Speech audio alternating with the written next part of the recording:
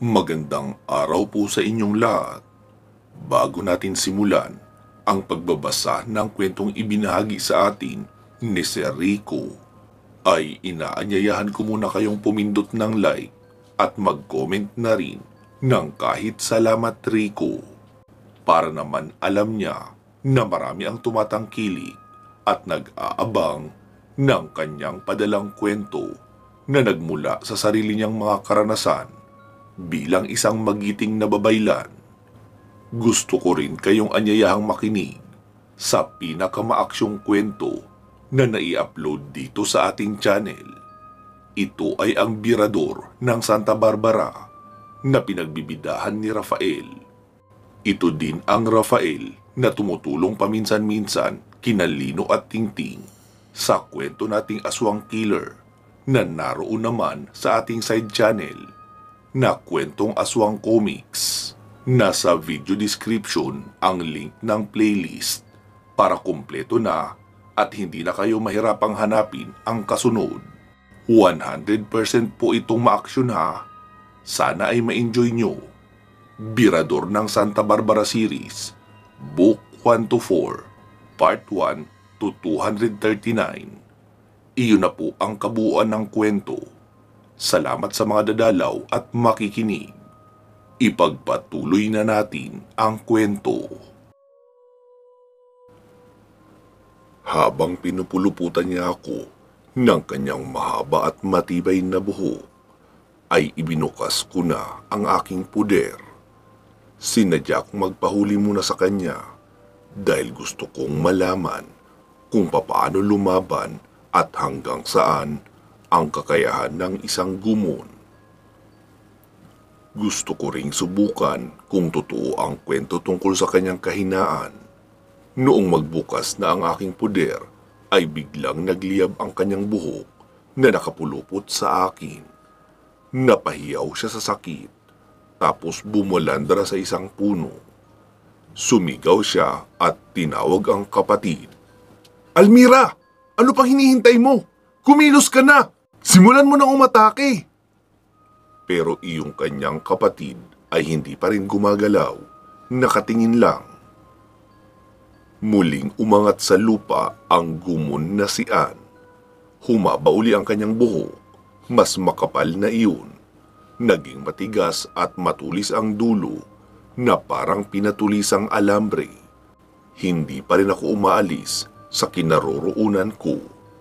Hinahanap ko kasi noon kung nasaan nakatago ang kanyang katawan. Ipapaliwanag ko lang kaunti ha.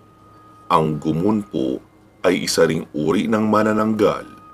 Itinatago nila ang kanilang katawan, lalo kapag nakikipaglaban sila, para hindi iyon ang unang pinsalain ng kanilang kalaban. Hanggat hindi iyon ang napupuruhan, ay hindi sila mamamatay. Kahit papaulit-ulit na sunugin ang kanilang buhok, ay manghihina lang sila saglit, pero muling lalakas at muli ring tutubo ang kanilang mahabang buhok para umatake. Kaya kailangan ang katawan talaga ang puntiryahin kung gusto mo silang mapuruhan. Balik na tayo sa kwento. Napansin ni Ann na hinahanap ko ang kanyang katawan, kaya nag-aalangan na rin siyang lumapit sa akin, lalo na noong maramdaman niya ang lakas ng aking puder. Pero ilang saglit pa ay muli siyang naging matapang. Bumalasig ang kanyang anyo at nanggigigil. Muling humaba ang kanyang buhok at mas lalo pang kumapal ang pumulupot sa akin. Paminsan-minsan ay tinitignan niya ang kanyang kapatid na parang nagtataka kung bakit nakatunganga lang ito at hindi siya tinutulungan. Ang hindi niya alam, dahil hindi niya rin naman nakikita na naroon si Mian sa tabi ng kapatid niya, nakapigil, kaya hindi iyon kumikilos. Pinilit kong kumilos, tapos hinawakan ko ang isang kumpul na buhok at bigla ko iyong hinila. Nasaktan siya sa ginawa ko. Pinaiksi niya ang kanyang buhok na nakakalat sa paligid, pero iyong hawak ko ay hindi ko pa rin talaga binibitawan. Sabi ko sa kanya, "Nasaan ang katawan mo? Uy, umamin ka!" Kapag hindi mo sinabi, bubunutin ko ng bubunutin itong buhok mo hanggang sa tuluyan kang makalbo. Pero hindi iyon nakikinig, kaya pinagana ko na ang kuryente at pinadaloy ko mula sa aking kamay papunta sa kanyang buhok. Doon na siya kumisay-kisay at napapasigaw ng malakas. Iyon namang buhok niya na hawak ko ay nagsisimula ng masunog. Doon na siya nanghina at bumagsak sa lupa. Ang nakalutang na lang ay ang kanyang ulo na pinagmumulan noong buhok na nakakalat. Iyon namang buhok na ginapangan ng kuryente ay nasusunog na rin. Kahit pa magawa niyang makarecover, kakailanganin niya pa ng sapat na oras para mapahaba iyong muli. Dahil sa pagkasunog ng kanyang buhok hanggang doon sa malapit sa kanya, kaya doon ko na nakita ang kanyang katawan. Naroon lang din pala sa ibaba niya, nakatago sa nakabalumbon na makapal na buhok. Noong masunog na nga ang buhok ay doon na rin bumagsak sa lupa ang kanyang katawan. Nakahiwalay iyon sa kanyang ulo.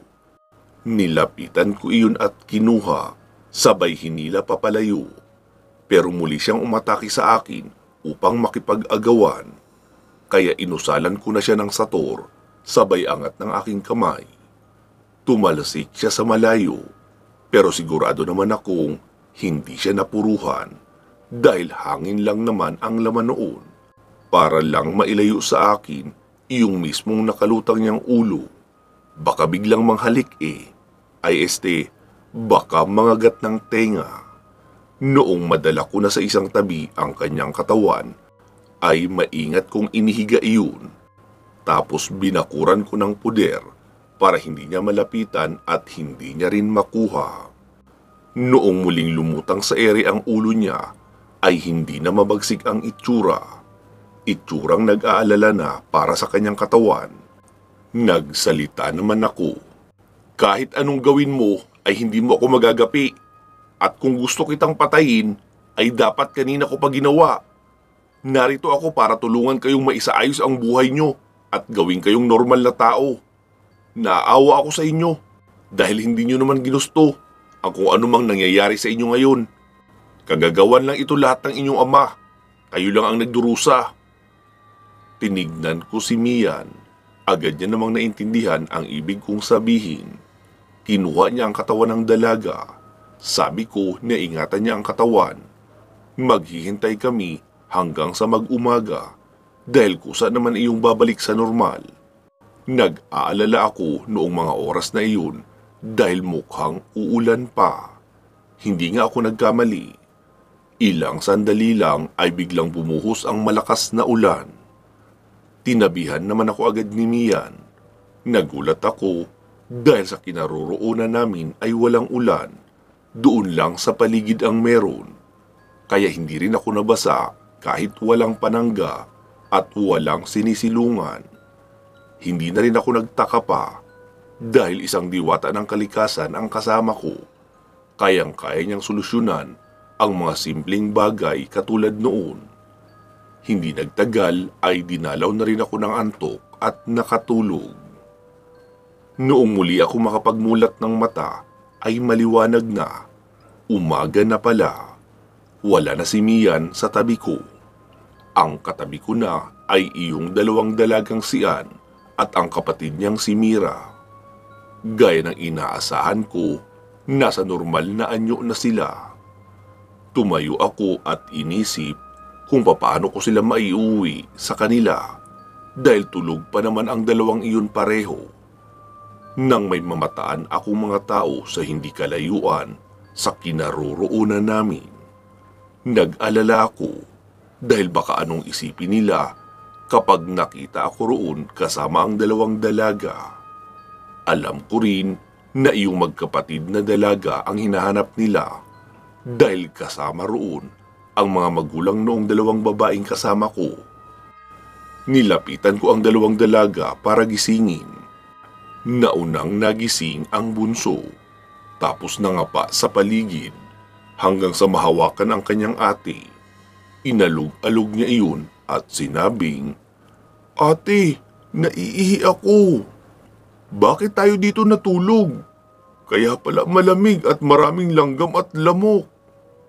Nagising naman iyong ate niya, tapos nagulat kung bakit naroon sila sa lugar na iyon.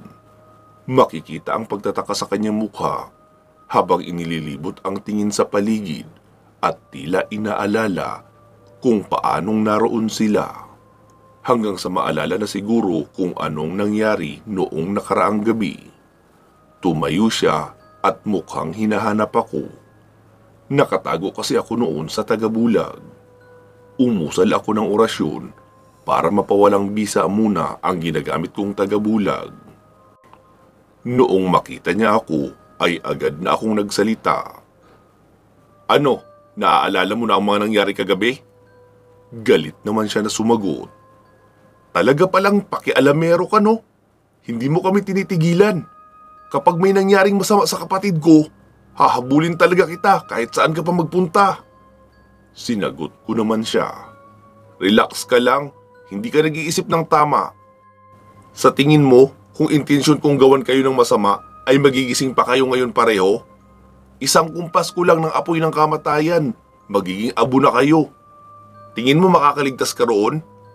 Ito ang tandaan mo, kung masama akong tao, ay dapat pinatay ko na kayo agad dahil mga aswang kayo at babayla naman ako. Hindi pa siya nakakasagot ay nagsalita naman ang kapatid niya sa hindi kalayuan na mukhang galing na umihi sa unahan. Ate, umuwi na tayo. Inaantok pa ako eh. Nilapitan niya iyon tapos niyakap. Sabay tingin sa akin ng masama. Sabi ko sa kanya, magpagamot kayo sa akin. Handa akong tulungan kayo sa kalagayan nyo para makapagbagong buhay na rin kayo. Pero kung ayaw nyo naman, ay wala na ako ibang pagpipilian, kundi ang paslangin kayong magkapatid. Mas pipiliin ko ang kaligtasan ng maraming inosenteng tao kaysa maging biktima nyo sila. Hindi ko kayo hahayaang manalasa na lang dito at mambiktima. Ito na ang huling pagkakataong ibibigay ko sa inyo. Hindi pa sumasagot ang dalagang si Ann nang muling sumigaw ang kapatid niya. Ate, ano ba? Sabing umuwi na tayo eh. Ayoko na dito. Maraming nangangagat. Dahil sa sigaw na iyon, ay narinig na kami ng mga taong naghahanap sa kanila. Ilang saglit lang ay naroon na ang mga iyon malapit sa amin. Bali 5 sila kasama ang nanay at tatay noong 2 dalaga. Mangiyak-ngiyak naman ang nanay sa pag-aalala para sa kanyang mga anak. Niyakap noon ng bunso, tapos inakay na papauwi. Sabi naman noong bunso bago umalis, Ate, nasaan na iyong lalaki? Isama mo siya sa bahay, wala akong kalaro doon eh. Sabi naman ng nakakatandang kapatid, Oo, sige, hahanapin ko muna siya. Basta, mauna na kayong umuwi ha. Tapos sinabi niya sa kanyang ina na mauna na ang mga ito at meron pa raw siyang gagawin. Tumango lang ang kanyang nanay at tatay, hindi na nagtanong pa. Mukhang alam nila ang lahat tungkol sa kanilang mga anak, kaya hindi sila nag-aalala sa kanilang panganay. Noong makaalis na ang lahat, ay nagsalita ang dalagang si Ann. Paanong hindi ka nila nakikita? Inariyan ka lang naman sa harapan din nila. Sinagot ko naman siya. Malayo ang kakayahan ko sa kakayahan mo dahil isa akong babaylan. Kaya kong sadyain na hindi makita ng mga pangkaraniwang tao at pwede ko ring piliin kung sino lang ang makakakita sa akin. Isa akong babaylan na may tungkulin na puksain ang mga katulad mong aswang na nambibiktima ng mga tao. Pero may puso ako bilang isang tao, kaya hindi ko kayo tinuturing na parang mga hayop na basta-basta na lang papatayin. Kahit pa kaya ko naman iyong gawin. Gusto ko kayong pagalingin at bigyan ng pagkakataon na magkaroon ng bagong buhay na walang inaagrabyadong mga inosente. Sumagot naman siya. Naaalala ko na lahat ng nangyari kagabi. Pero nawalan ako bigla noon ng malay. Pagkagising ko ay umaga na. Ang huling naaalala ko lang ay may kasama kang diwata. Kaya alam ko na babaylan ka. At ikaw rin yung nasa school namin. Oo, tama ka. Ako nga yun.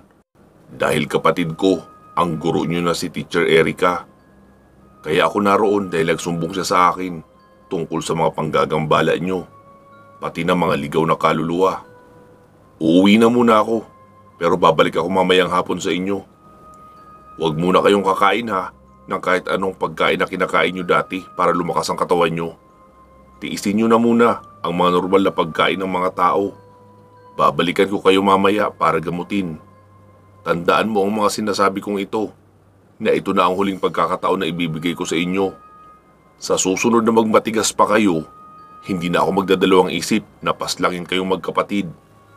Kaya kung ayaw niyong mamatay, ay kailangan niyong magpagamot sa akin. Isipin niyo na lang din ang mga magulang niyo. Ginagawa nila ang lahat para mabuhay kayo. Malalaman mo rin ang kasaysayan ng buhay niyo mamaya pagkabalik ko, dahil kakausapin ko rin ang mga magulang niyo. Sabi niya naman, pumapayag na nga ako, di ba? Nakita mo na hindi na ako galit sa'yo.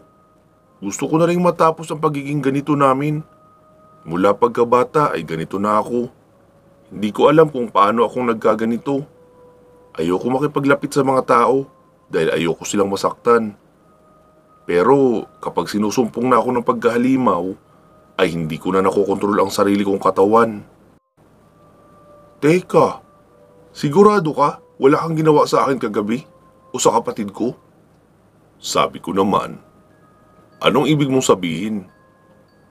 Napaka-imposible kasi, isa kang lalaki, tapos may kasama kang dalawang babae na walang malay. Pwede mong gawin ang kahit anong naisin mong gawin sa amin, dahil isa iyong magandang pagkakataon. Ikaw pala itong may masamang iniisip eh.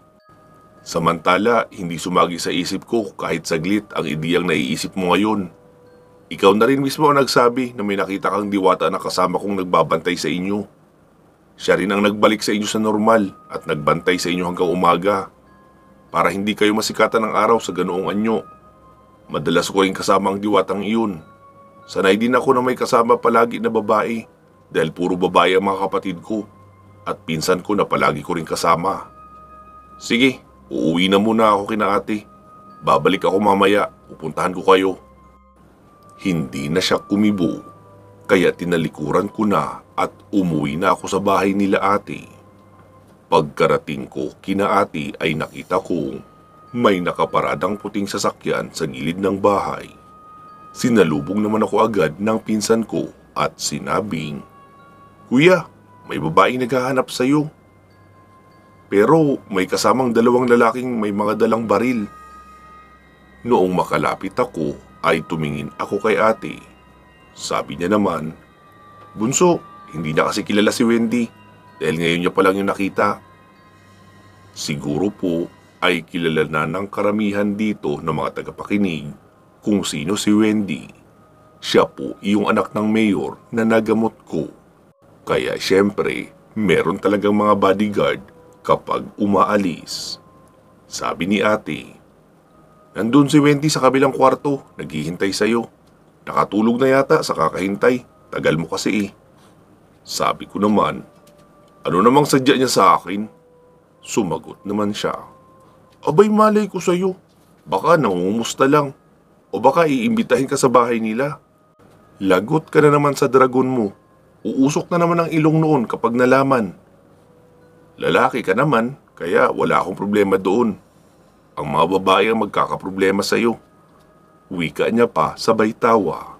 Sumingit naman ang pinsan ko. Kuya, libre mo ako ng load. Hindi kita isusumbong kay Ate Nika. Sabi ko naman, Ay nako, kahit bilhan kita ng cellphone, isusumbong mo pa rin ako. Kilala kita.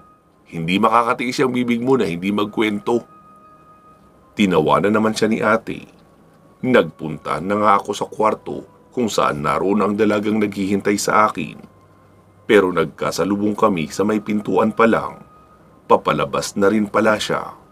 Sabi niya naman, Oh, kumusta ka na? Kanina pa ako narito naghihintay sa iyo. May pinuntahan ka raw, sabi ni ate mo. Oo, may gagamutin kasi ako rito ng mga aswang. Ha? Mga? Ibig sabihin hindi nag-iisa?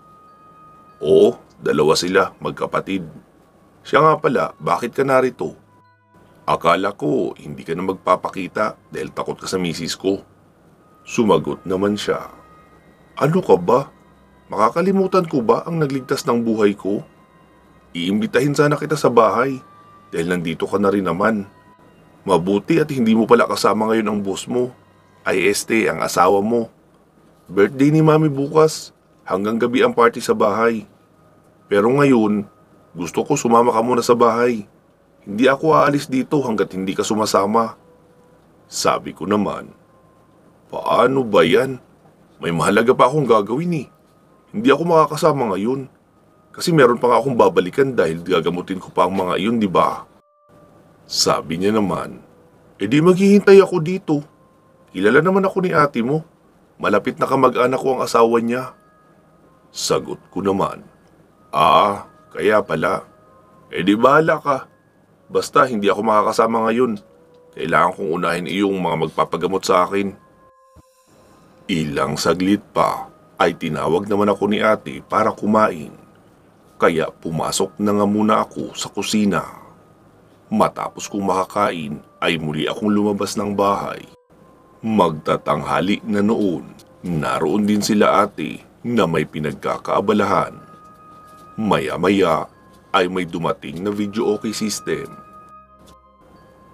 Sabi ko naman, ano yan? Bakit may nag-deliver ng video okay?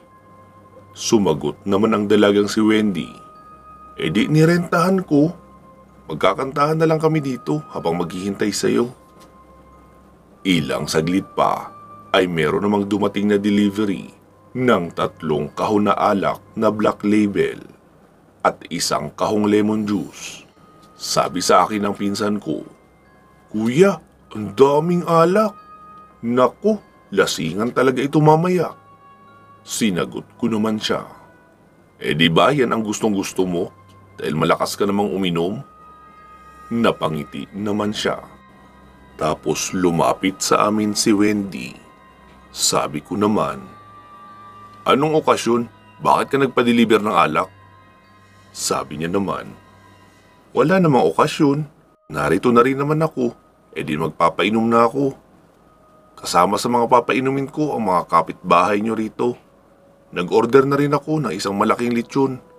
Narito na yun maya-maya lang kaunti para marami ang makakain. Lahat ng lalapit dito ay pwedeng uminom at makikain. Ganito naman ang madalas kong ginagawa kapag napapadayo ako sa ibang lugar. Napansin mo, dumarami na ang mga tao. Siyempre, alam na nilang narito ang anak ni Mayor. Baka kasi sabihin nila na madamot ang anak ni Mayor. Kaya ko ginagawa ito. Sabi ko naman, nasaan na pala ang mga bodyguards mo? Wala na, pinauwi ko na. Wala namang gagalaw sa akin dito. Tsaka nandito ka naman para magprotekta sa akin kung sakali, di ba? Kaya hindi ko na sila kailangan dito. Sumabat naman ang pinsan ko. Ma'am, bakit parang kinikilig ka po yata habang sinasabi mo yung huling sentence mo? Napangiti lang ang dalaga. Inawat ko na rin ang pinsan ko dahil baka kung ano pa ang masabi at mapikon ang bisita namin. Noong sumapit na ang 3:00 ng hapon ay naghanda na ako para umalis.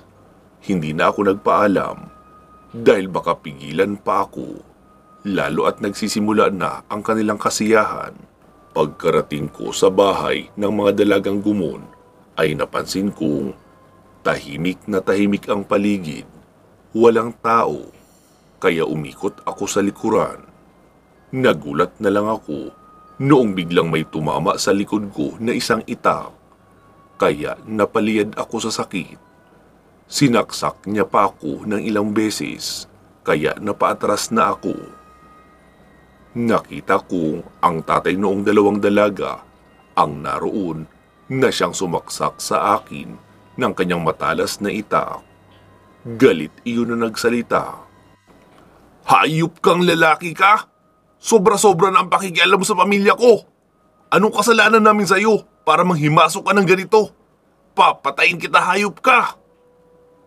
Mabilis akong umatras sa pag-atake niya, tapos sinagot ko na siya. Sino sa atin ang hayop? Hindi ba? Ikaw ang may kagagawan niyang nangyayari sa mga anak mo ngayon? Dahil sa kamangmangan mo, sila ang nagdarusa at hindi makapamuhay ng normal. Tinatanong mo kung anong pakialam ko sa inyo? Malaki ang pakialam ko. Dahil yung mga anak mo ay kumakain ng tao. Nabibiktima sila ng mga inosente. Pasalamat ka dahil hindi ko pa tinatapos ang buhay nila. Hindi sila magkakaganyan kung hindi dahil sa'yo. Napahinto siya sa pagsasalita at pagsugod. Pinagmamasdan niya ang katawan ko. Mukhang nagtataka kung bakit wala akong dugo o sugat. Samantala, makailang beses niya akong tinaga ng itak at sinaksak pa. Ano? Nagulat ka ba kung bakit wala akong sugat? Pasensya ka na dahil hindi tatalab sa akin yan. Nagsalita naman ang ginang mula sa loob ng bahay. Sino ka ba talaga, sir? Anong alam mo sa asawa at mga anak ko? Sabi ko naman, lumabas po kayo dyan, manang, at ikikwento ko sa inyo lahat. Lumabas nga iyon ng bahay at humarap na sa akin. Hinarap ko muna ang lalaki at sinabing, sige, ngayon mo sabihin kung kasinungalingan ang sasabihin ko sa asawa mo. Manang, ganito, makinig ka. Maraming taon na ang nakalilipas at matagal na kayong nagsasama ng asawa mo. Pero hindi kayo magkaanak. Tapos kung kailan nagkaedad ka na, ay saka ka pa biglang nabuntis, 2 beses pa. Ang totoo niyan, hindi talaga kayo dapat magkakaanak. Pero itong asawa mo ay nakipagkasundo sa isang uri ng aswang na engkanto. Tinuruan siya ng engkantong iyon ng mga gagawin para mabuntis ka. Iyon din ang nagbigay ng mga sangkap na gagamitin. Hinahalo niya iyon sa pagkain mo. Ang mga sangkap na iyon ay may kasamang similya ng iba't ibang uri ng hayop at mga nilalang na mula sa mundo ng mga engkanto. Iyon ang dahilan kung bakit kayo nagkaanak. Pero meron iyong kapalit. Iyon ay ang pagiging aswang ng 2 niyong anak. Ang anak mo namang panganay minsan ay nawawala. Tapos matatagpuan niyo na lang sa ilalim ng puno ng balete. Dahil iyon sa kanyang kasintahan na engkanto na kumukuha sa kanya. Kinukuha siya noon para makipagtalik. Tapos kapag nagsawa na, ay saka siya iiwan sa ilalim ng puno. Ano, manang? Tama ba lahat ang sinabi ko? Tumatango-tango na lang ang ginang dahil nagsisimula na iyong umiyak. Noong muli siyang tumingin sa akin, ay saka ako nagpatuloy sa pagsasalita. Nagtataka ba kayo kung paano ko nalaman ang lahat ng ito? Noong lumapit ako sa inyo sa puso upang makiinom, ay hindi talaga ako noon nauuhaw. Sinadya ko rin ang pagpapadulas para mahawakan ko ang anak nyo. Dahil iyon ang paraan para malaman ko ang nakaraan ng kanyang buhay, pati ang pinagmulan. Isa akong babaylan at gusto kong tulungan ang 2 niyong anak para makapamuhay ng normal. Hindi ka ba naaawa sa mga anak nyo? Sinong magulang ang ayaw ng makapamuhay ng normal ang mga anak? Kung hindi ko naman sila gagamutin, ay wala na ako ibang pagpipilian, kundi ang patayin sila. Dahil salot sila sa mundo, marami na silang nabibiktima at magpapatuloy pa iyon hanggat hindi sila nagagamot o napapatay. Wala rin akong ibang pagpipilian dahil kapag hindi kayo nakipagtulungan sa akin, mamayang gabi ay tatapusin ko na sila pareho. Maya-maya ay may nagsalita mula sa kwarto. Di ba may usapan na tayo? Pumapayag na nga ako nung magpapagamot kami ng kapatid ko. Nahihirapan na rin kami sa kondisyon naming ito. Pumasok na ako sa sala ng bahay nila. Nakita ko ang magkapatid sa kwarto na parehong pinagpapawisan at nanghihina. Sinabi ko sa mag-asawa na hawakan na agad ang magkabilang kamay noong mga dalaga at idikit sila sa pader dahil malapit na silang magpalit ng anyo. Pati sila ay maaaring mabiktima dahil hindi naman marunong kumilala ng magulang ang mga nilalang na kumukontrol sa magkapatid, lalo kapag sinumpong na ng matinding gutom. Agad naman nilang pinatayo ang 2 at idiniin sa dingding. Ilang saglit lang ay agad nang naglabasan ang mga buhok nila sa mukha at gumapang sa buong kwarto.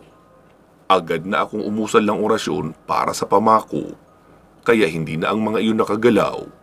hindi na rin nagtuloy ang pagpapalit ng anyo. Sinabihan ko ang ginang na magpainit ng tubig at lagain ang dala kong halamang gamot dahil ipapainom namin iyon sa dalawa. Agad namang kumilos ang ginang. Lumapit naman ang asawang lalaki para tulungan sana ito. Pero nagulat ako dahil isang malakas na sampal ang tumama sa mukha ng lalaki. Galit na nagsalita ang ginang. "Huwag na huwag kang lalapit sa akin! Ginawa mo akong tanga! Bakit mo inilihim ito sa akin ng mahabang panahon? Wala akong kaalam-alam! Pagkatapos ng problemang ito, ay huwag na huwag mo kaming pipigilang umalis ng mga anak mo. Walang makakapigil sa akin na makipaghiwalay sa iyo dahil hindi naman tayo kasal." Nagsalita naman ako para maputol na muna saglit ang kanilang bangayan. Manang, dalian niyo na po. Kahit hindi masyadong makakulo ang tubig ay ayos lang. Kailangan na nating mapainom sa kanila ang halamang gamot para maisukan na nila ang nabuo sa kanilang sikmura na siyang pinanggagalingan ng kanilang kakayahan. Iyon din ang dahilan kung bakit sila nagbabagong anyo. Nagsalita naman ang ginang. "Sir, wala bang ibang paraan para mawala ang sumpa sa kanila? Kagaya noong nabalitaan ko dito na may babaylan raw na kayang manggamot ng pagiging aswang at kinukuha niya ang sisiw sa loob." Sabi ko naman, "Manang, iba po ang gumon kaysa sa mga normal na aswang. Ang gumon ay may lahing engkanto. Ang mga normal na aswang ay nakukuha lang mula sa panghawa mula din sa isang aswang. At iyong babaylan na nabalitaan nyo na nanggagamot ng mga aswang dito, ay ako rin yun. Isa ang mga gumon sa madaling pagalingin dahil papainumin lang sila ng halamang gamot na siyang magpapahina sa mutya sa loob nila.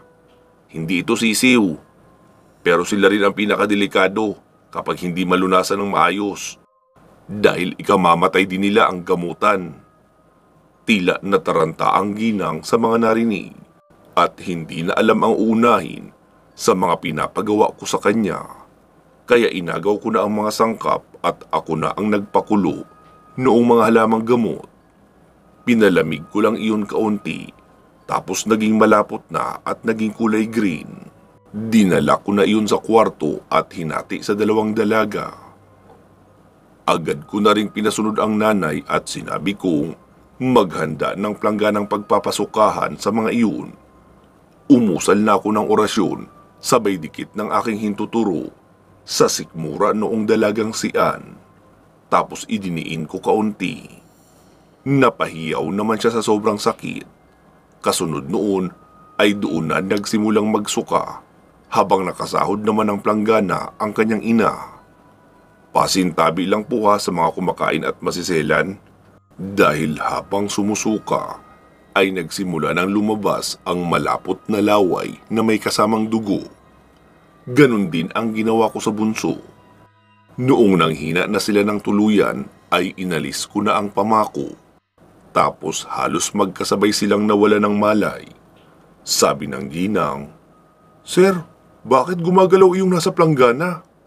Sabi ko naman, "Yan po yung sinasabi ko na nasa sikmura nila, na dahilan din ng kanilang pagbabagong anyo. Diyan nagmumula ang kanilang kapangyarihan. Nakita mo yung bilog na kulay pula na parang bato lang? Iyan ang mutya. Huwag mo pong lalapitan dahil didikit yan sa'yo at agad papasok sa iyong katawan."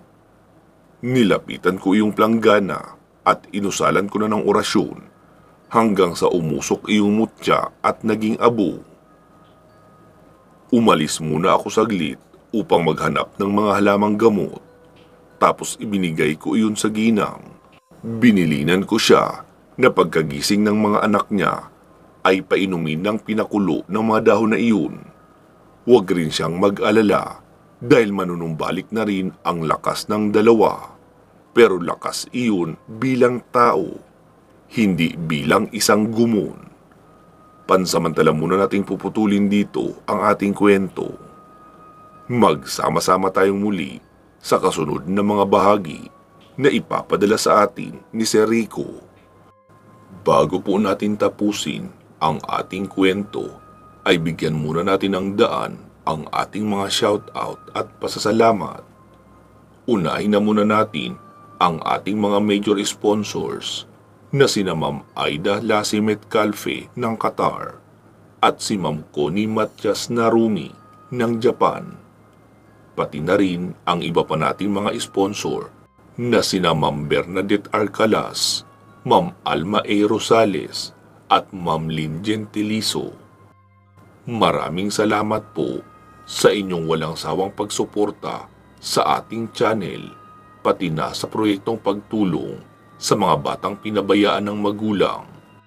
Naway patuloy po kayong biyayaan ng ating Poong May Kapal at panatilihing nasa malusog na pangangatawan.